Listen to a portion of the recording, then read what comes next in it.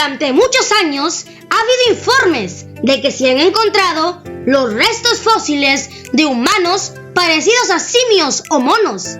En la literatura científica abundan los conceptos artísticos de tales criaturas. ¿Pero son unos hombres monos nuestros antecesores? Los científicos evolucionistas afirman que sí. Por eso con frecuencia leemos expresiones: ¿cómo se convirtió en hombre el antropoide? A través de este documental aprenderemos si es verdad o mentira, con total evidencia basada en un estudio minucioso con pruebas de ciencia. Analizaremos la prueba y regla fósil, el árbol genealógico del hombre, y si éste revela el origen y la conexión del hombre con las bestias simiescas. Así que acompáñame de principio a fin y juntos lo averiguaremos. El paleontólogo científico Stephen Jay Gould, estadounidense, geólogo, biólogo evolutivo y historiador de la ciencia, dijo: la gente evolucionó de antepasados simiescos. ¿Por qué entonces es tan importante el registro fósil en el esfuerzo por documentar la existencia de antecesores simiescos o parecidos a monos para la humanidad? Porque en el mundo viviente de hoy no hay nada que apoye tal idea, y esto hace que haya una enorme laguna entre los humanos y todo animal existente hoy. Sin embargo, desde el punto de vista de la evolución, ¿por qué es tan extraña la ausencia de hombres monos vivientes? Ellos sostienen que a medida que los animales progresaron en la escala de la evolución, se hicieron capaces de sobrevivir. Por lo tanto, ¿por qué está todavía en existencia la familia inferior de los antropoides, pero no hay ningún representante adelantado en el proceso evolutivo? Hoy vemos chimpancés, gorilas y orangutanes, pero no vemos hombres mono. Parece que se hubieran extinguido, pero no los antropoides, que serían inferiores. No obstante, ¿cuánta prueba fósil tenemos? A juzgar por los relatos que se dan en la literatura científica, en las exhibiciones de los museos y en la televisión, pareciera que hay abundante prueba de que los humanos hubieran evolucionado desde criaturas semejantes a monos. ¿Qué prueba fósil había de esto en el tiempo de Darwin? ¿Fue prueba lo que estimuló a formular su teoría? La publicación, el Boletín de los Científicos Atómicos, nos informa: las primeras teorías de la evolución son en realidad muy extrañas. Si se examinan con detenimiento, son infósiles, es decir, se trataba de teorías sobre la evolución humana, de las cuales uno pensaría que requerirían alguna prueba fósil, pero en realidad había tan pocos fósiles que no ejercían influencia alguna en la teoría, o ningún fósil en absoluto. Y lo único que había entre los supuestos parientes más cercanos al hombre y los primeros fósiles humanos era la imaginación de unos científicos del siglo XIX. Así lo informó esta publicación. La pregunta sería: ¿por qué pudo ganar aceptación sin prueba sólida la evolución? ¿Cuánta prueba fósil hay ahora para la evolución humana? Después de más de un siglo de búsqueda, la revista Science añade: la principal prueba científica es un conjunto de huesos lastimosamente pequeño, del cual construir la historia evolutiva del hombre. No obstante, ¿cuán escaso es el registro fósil en cuanto a los hombres monos? En la revista Newsweek, el paleontólogo, paleozoólogo estadounidense y conservacionista de vida silvestre para primates de la Universidad Duke dijo: todos los fósiles se pudieran colocar encima de un solo escritorio. El periódico The New York Times expresó: los restos fósiles conocidos de los antepasados del hombre cabrían sobre una mesa de billar. Imagínense, eso constituye una pobre plataforma que mostrar, ¿no les parece? Mas sin embargo, ¿qué dijo la revista Science Digest? Esta expresó: el hecho sorprendente es que toda la prueba física que tenemos para la evolución humana cabría en un solo ataúd, y los antropoides modernos dan la impresión de haber aparecido sin fuente alguna. No tienen ayer, no tienen registro fósil, y el origen verdadero de los humanos modernos, de seres erguidos desnudos, hacedores de instrumentos, de cerebro grande, resulta ser un misterio. Sorprendente, ¿verdad? Sin embargo, ¿qué prueba tenemos de la aparición de los humanos de tipo moderno? Los humanos de tipo moderno, con capacidad para razonar, trazar planes, inventar, edificar sobre el conocimiento ya adquirido y usar lenguajes complejos, aparecen de forma súbita en el registro fósil. ¿Pero qué dijo Stephen Jay Gould en su libro El hombre mal medido? Él señala: no tenemos prueba de cambio biológico en el tamaño ni en la estructura del cerebro desde la aparición del Homo sapiens en el registro fósil.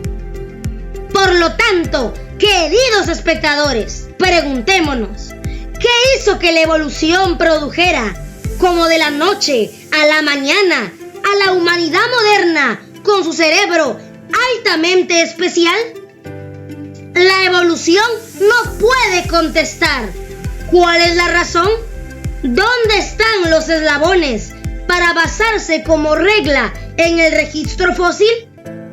La revista Science Digest habla de la falta del eslabón perdido que explique la aparición relativamente súbita del hombre moderno. Ustedes dirán, ¿por qué no hay eslabones? ¿Qué significa todo esto? El respetado anatomista Solly Zuckerman, quien escribió en la publicación La Revista del Real Colegio de Cirujanos de Edimburgo lo siguiente: la búsqueda del proverbial eslabón perdido de la evolución del hombre es una secta de anatomistas y biólogos que jamás desaparece, y lo que es más, permite el razonamiento superficial y su mito florezca, más por el apoyo popular del momento, a pesar de tener la prueba que lo contradiga. Por lo tanto, ¿qué le ha hecho la prueba disponible al árbol genealógico de la evolución humana? Como sabrán, el árbol genealógico se suele dibujar según la supuesta evolución del hombre desde los animales inferiores. Pero ¿habrán notado que esta cambia constantemente? Por ejemplo, Richard Leakey, paleontólogo, arqueólogo, ecologista, político y conservacionista keniano, dijo que un descubrimiento fósil muy reciente deja en ruinas la noción de que todos los fósiles primitivos pueden ser puestos en una secuencia ordenada de cambio evolutivo. Y un informe periodístico acerca de este descubrimiento declaró: ¿cuánto libro de antropología hay? ¿Cuánto artículo de la evolución? Y todo dibujo de árbol genealógico del hombre tendrán que ser descartados porque están equivocados. Sorprendente, ¿verdad?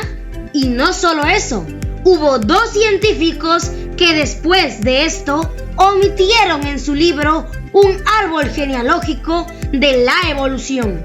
Este libro fue Los mitos de la evolución humana. Este libro fue escrito por los evolucionistas Neil Eldredge y Ian Tareso.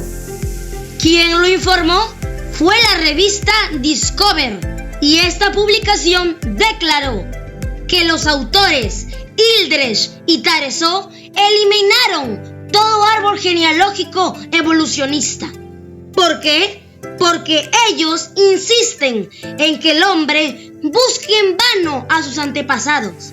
Si la prueba estuviera allí, afirman, se pudiera esperar con confianza que a medida que se hallaran más fósiles homínidos, la historia de la evolución humana se hiciera más clara. Interesante, ¿verdad? Pero ¿cómo puede ser hallado lo que algunos evolucionistas consideran perdido? ¿Cómo confirma esto el registro fósil? La revista Discover llegó a la conclusión: la especie humana y todas las especies seguirán siendo en cierto sentido huérfanas, pues la identidad de sus padres está perdida en el pasado. Dicho en otras palabras, quizás la expresión, entre comillas, perdida, se refiera desde el punto de vista de la teoría evolucionista porque no han hallado la alternativa de que nuestros padres siempre fueron humanos, tal como lo somos nosotros.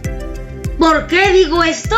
Porque el registro fósil revela un origen distinto, separado para los monos antropoides y para los humanos.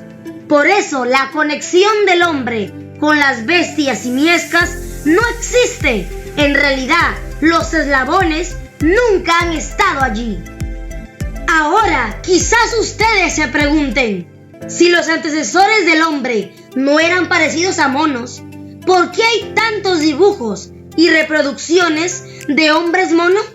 En las publicaciones científicas y en los museos de todo el mundo, la revista La Biología de la Raza responde: para completar los detalles de la carne y el pelo de tales reconstrucciones, se recurrió a la imaginación.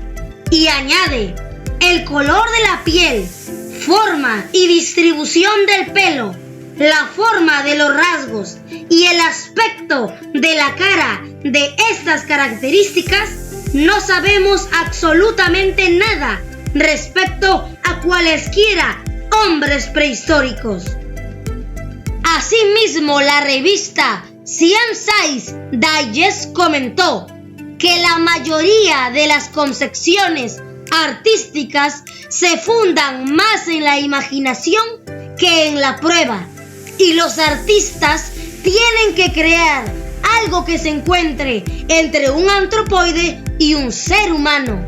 Mientras más antiguo se diga que es el espécimen, más parecido a mono lo hacen. ¿Pero qué dijo el antropólogo estadounidense y buscador de fósiles Donald Johanson? Reconoció lo siguiente: nadie puede estar seguro de precisamente qué apariencia presentaba cualquier homínido extinto. Entonces, ¿qué son las ilustraciones de hombres monos?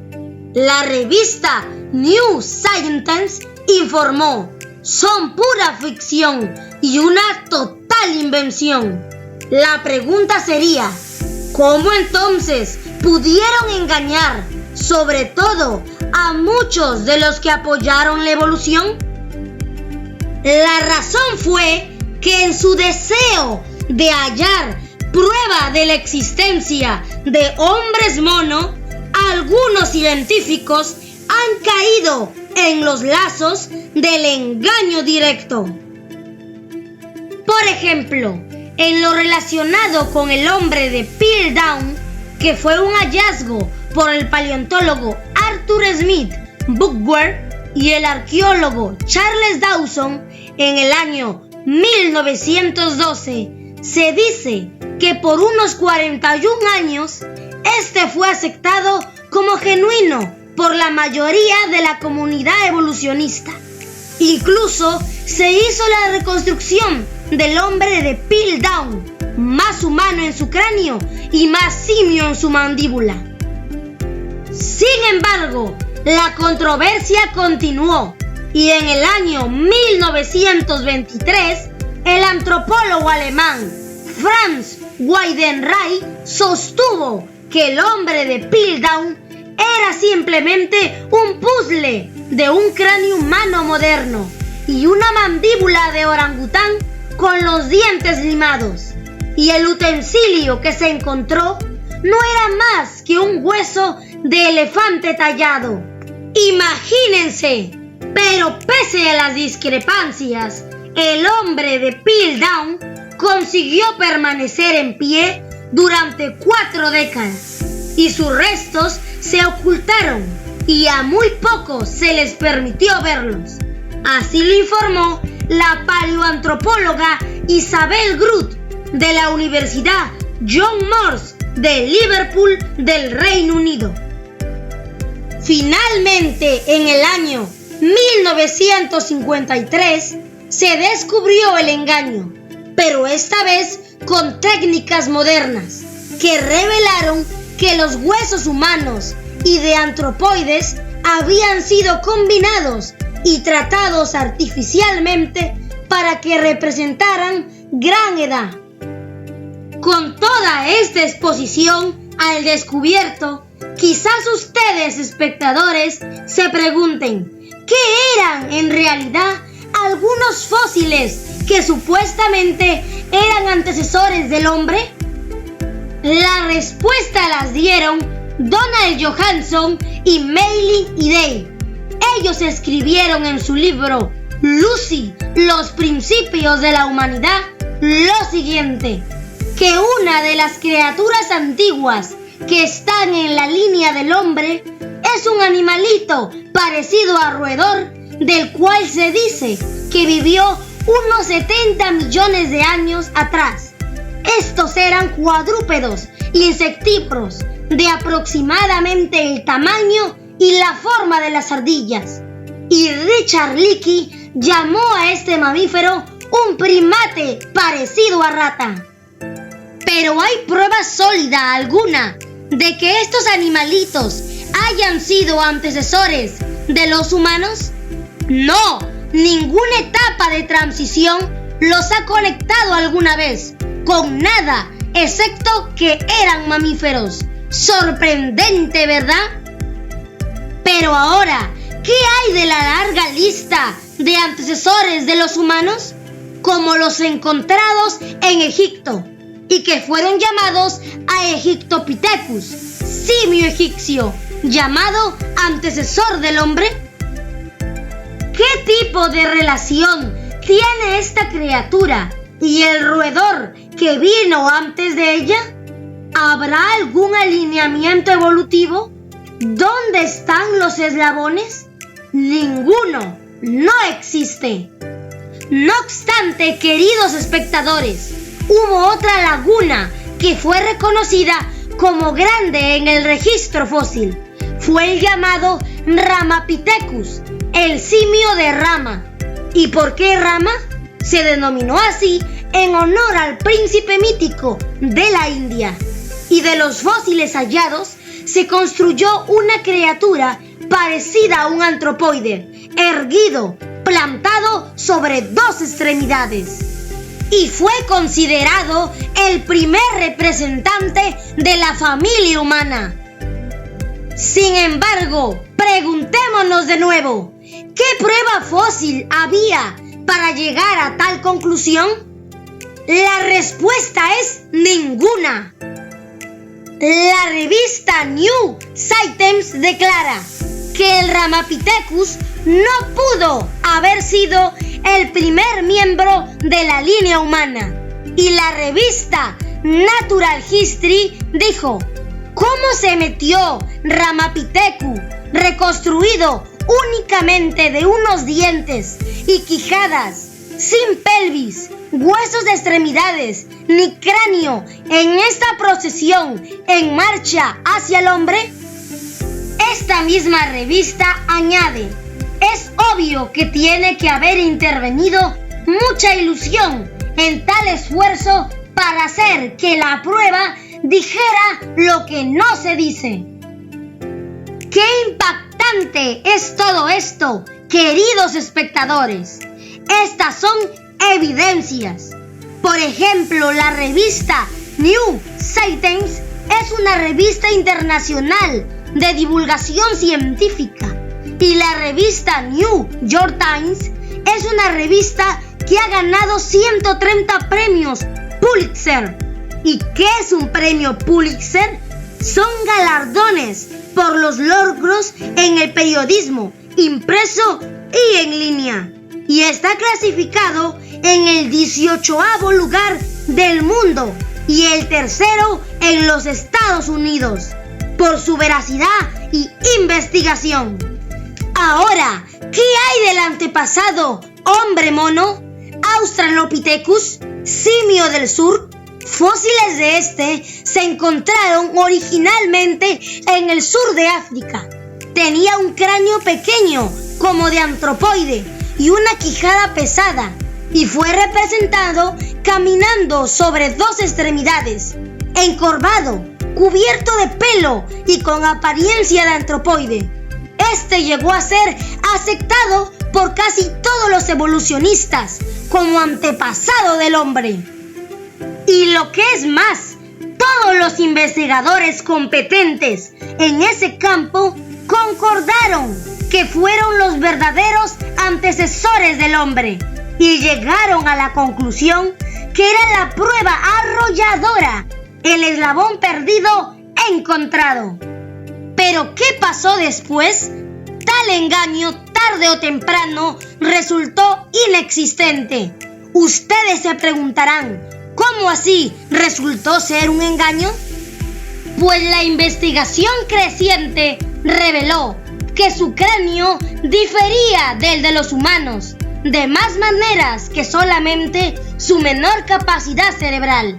Debido a esto, el anatomista, zoólogo y pionero de la investigación operativa británica, Solly Zuckerman, escribió: el cráneo australopitecino, al compararse con el cráneo humano y el cráneo símico del antropoide, es arrolladoramente símico, no humano.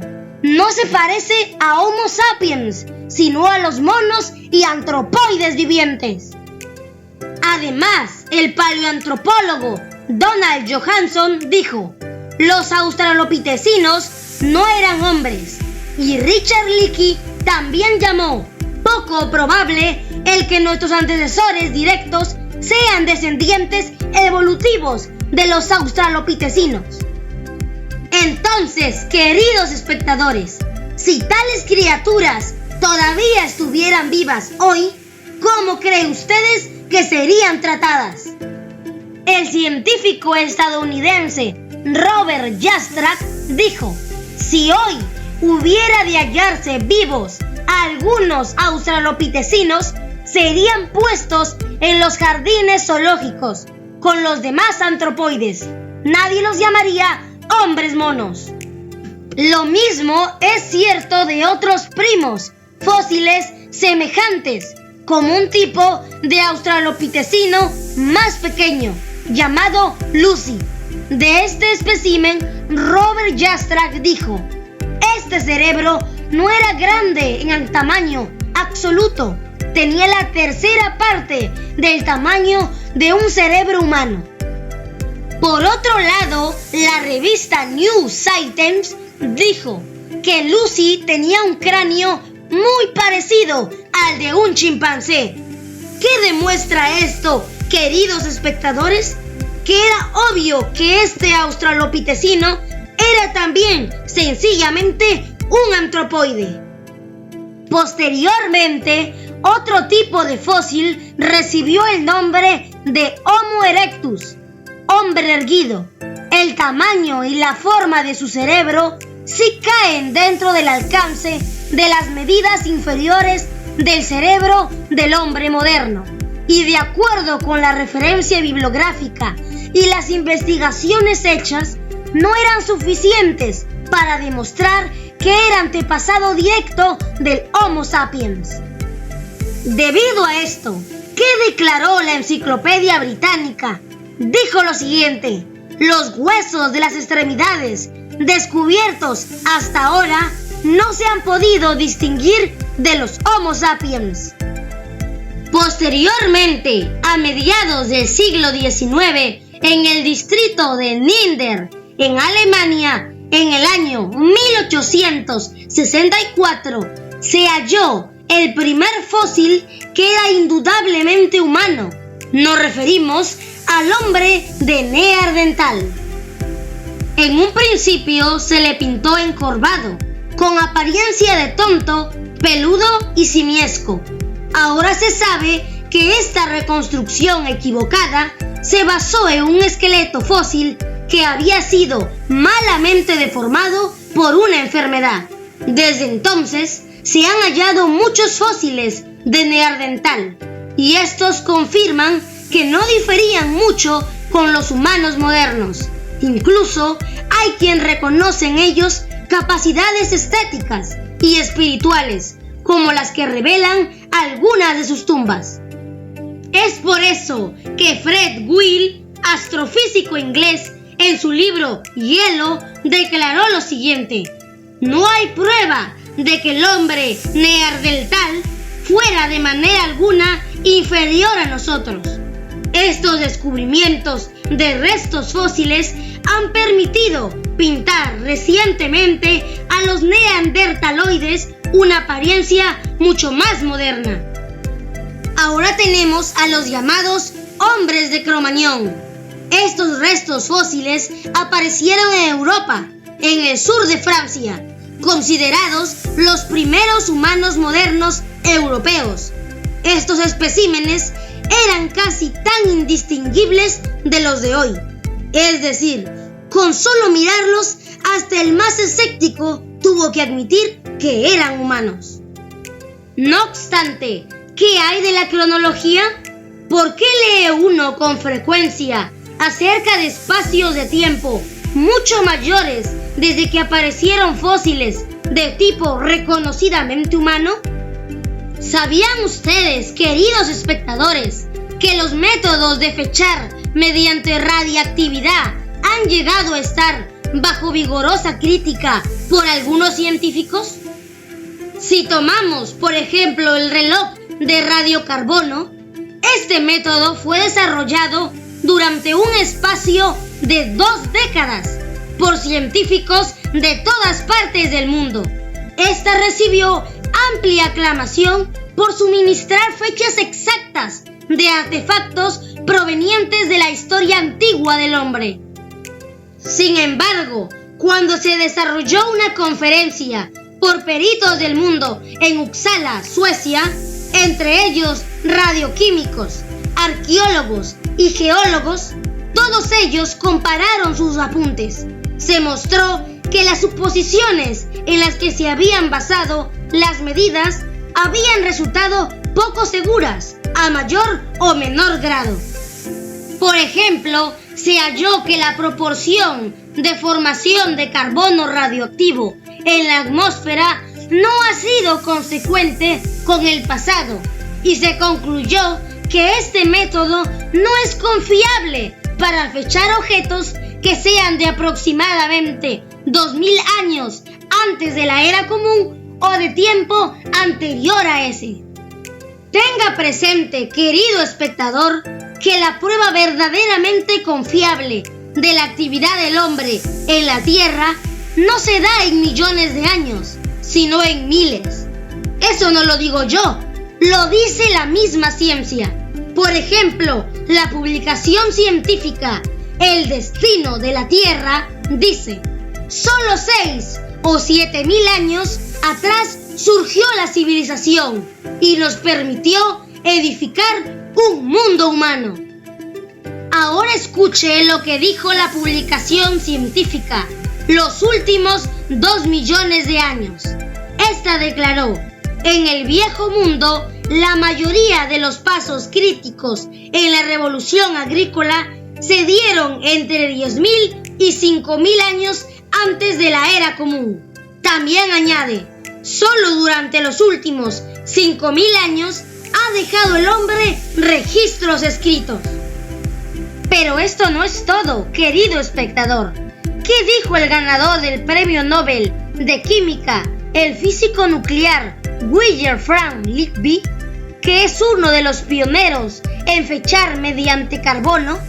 Él dijo lo siguiente en la revista Science: La investigación en el desarrollo de la técnica de fechar consistió en 2 etapas: en determinar la fecha de muestras de las épocas histórica y prehistórica respectivamente, y que mientras realizaba esta determinación de fechas, recibió su primera sacudida cuando se percató que la historia se remontaba únicamente hasta 5.000 años atrás.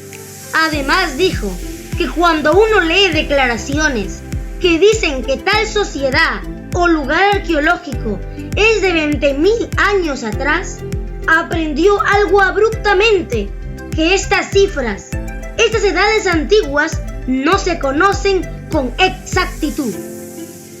Imagínense cuánto hay que aprender e investigar, queridos amigos. Pero eso no es todo. El autor inglés Malcolm Muggeridge, en una reseña de un libro sobre evolución, comentó acerca de la prueba para la evolución.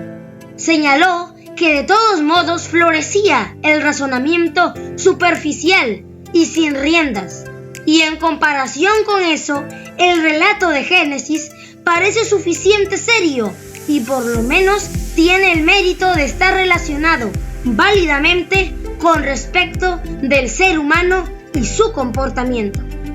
Además dijo que respecto a las alegaciones sin base de millones de años para la evolución del hombre y saltos desenfrenados de cráneo a cráneo, no pueden menos que impresionar como pura fantasía al que no haya sido cautivado por el mito evolucionista. Pero eso no es todo. Él llegó a la conclusión diciendo lo siguiente: de seguro la posteridad quedará asombrada y espero en gran medida entretenida por el hecho de que tal teorizar descuidado y no convincente hubiera cautivado con tanta facilidad mentes del siglo XX y hubiera sido aplicado tan amplia e imprudentemente. Con esto nos damos cuenta que el método de datación del radiocarbono presenta serios problemas, ya que los científicos pueden medir el nivel actual de carbono radioactivo, pero no tienen manera de medir las concentraciones del carbono 14 que había en el pasado remoto. Y esto no solo sucede con el carbono 14, también con el potasio radioactivo, el uranio y el torio. En conclusión, aunque el método de datación radioactivo es innovador, todavía se basa en la especulación y en la suposición. Ahora, volviendo a todas las evidencias antes mencionadas, nos damos cuenta que no existe fundamento para creer en hombres mono. Eso lo hemos visto y comprobado con evidencia que los fósiles simiescos del pasado tienen una realidad inexistente y no el punto de comparación con los fósiles de apariencia humana, que tienen todas las señales de haber sido creados, separados y distintos de todo animal. Los humanos se reproducen solamente según su propio género. Hacen eso hoy y siempre han hecho eso en el pasado. Cualesquiera criaturas simiescas que vivieron en el pasado eran precisamente eso, antropoides o monos, no humanos. Y los fósiles de humanos antiguos, que difieren ligeramente de los humanos de hoy, simplemente demuestran variedad dentro de la familia humana, tal como hoy tenemos muchas variedades que viven lado a lado. Hay humanos de 2 metros de estatura y hay pigmeos con una variedad de tamaño y formas de esqueletos, pero todas estas variedades pertenecen al mismo tipo o género humano, no a un género animal, demostrando que existe una brecha gigantesca entre el género humano y cualquier animal. Así lo demostró el historiador de la ciencia y biólogo evolutivo del siglo XX, Ernst Mayr, de la Universidad de Harvard. Él declaró: no se puede hacer una equivocación más trágica que considerar al hombre como un mero animal. El hombre es singular, se diferencia de todos los otros animales en muchas propiedades, como el habla, tradición, cultura y un periodo de crecimiento y cuidado paternal enormemente prolongado. Por supuesto que sí, queridos amigos. De todas las criaturas en la Tierra, solo los humanos somos capaces de un razonamiento abstracto, de usar idiomas complejos, acumular y edificar sobre el conocimiento y transmitir las mejoras a sus hijos. Solo los humanos inventan, crean y mejoran herramientas. Solo ellos aprecian la belleza, componen música, pintan cuadros, etc. Y lo que es más, solo los humanos tienen un sentido moral innato, que en ninguna parte lo vemos, esa conciencia entre los animales. ¡Qué maravilloso y extraordinario!